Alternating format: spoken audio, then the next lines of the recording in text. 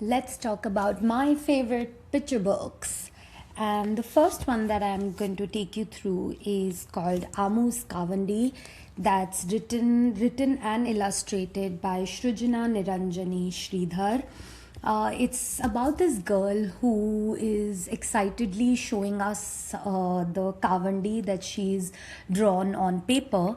Now, of course, kavandis are hand sewn quilts with vibrant patchwork, and they originate from the Siddhi community in India. The materials for these quilts is sourced from used clothing or recycled fabric, and obviously it's worth noting that this craft, much like many others, is majorly women led. Now, a little bit about the Siddhi community, which is originally from sub-Saharan African region and were brought to India by Arabs and Portuguese traders as slaves. But now, of course, they live in various pockets of Maharashtra, Karnataka, and Gujarat as Indian citizens. But I'm digressing. So, all of this information that I gave you about Kavandis and the Siddhi community is just really a side note. The story itself is just about this little girl who is excited to show you her artwork and introduce you to the inspirations behind it. You know, her local church, her school, her friends. It's basically capturing life in a small village through a child's point of view, and it's not really explicitly trying to teach you about the culture, and she's just really inviting you to catch a glimpse of it. And what a lovely way to introduce readers to something in a very implicit, subtle way rather than an obvious one. There are no morals here or heavy handed history lessons. Of course, if you're curious, you can look it up yourself. But I'll end it by saying that the illustrations are so colorful and vibrant that they really capture the spirit of Kavandi beautifully. So this is one of my favorite panels. The next book I want to talk about is Thukpa for All, written by Prabha Ram and Srila Prayut and illustrated by Shilpa Ranade. This one is about a boy named Sering who is on his way home for dinner, and as he walks back he invites everyone he meets to come and enjoy thukpa prepared by his abhi or grandmom. The illustrations in this book are so cute, so adorable and endearing that I keep returning to them every few months. If the illustrator ever decides to sell their artwork, I'd definitely buy it.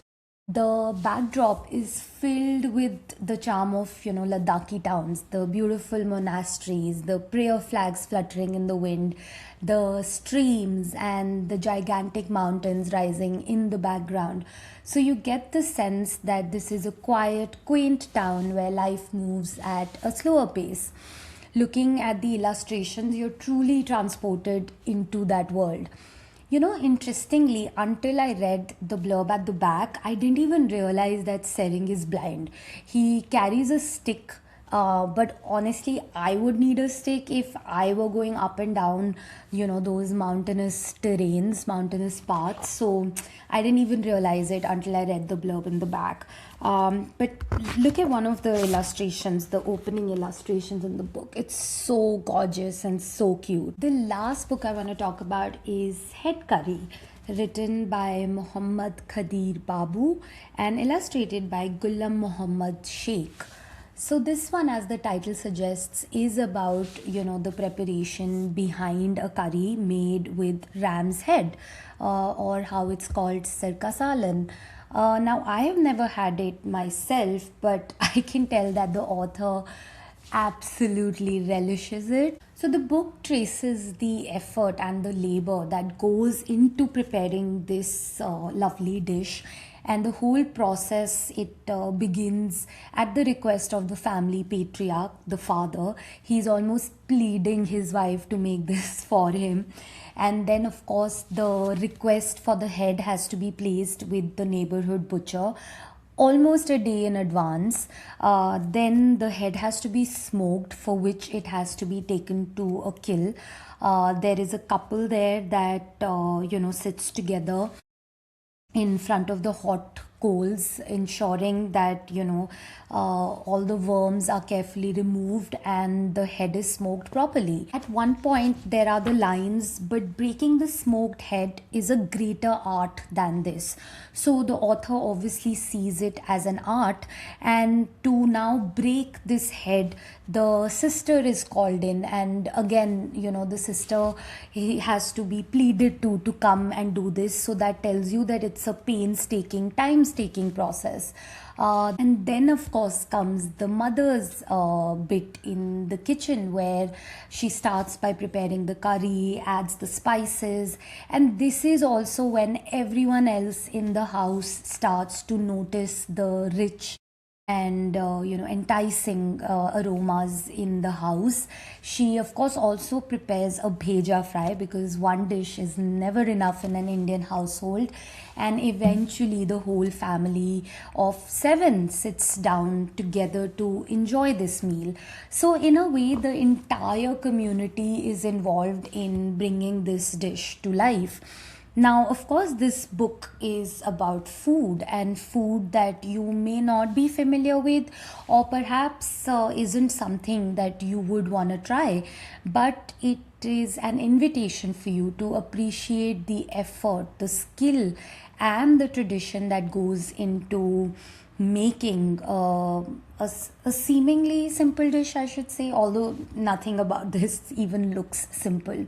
Now, again, it introduces you to a community and its way of life without explicitly, stating it. At one point, we're even told that all of the ram's parts are delicious, pointing to the fact that all of the meat is consumed and nothing goes to waste.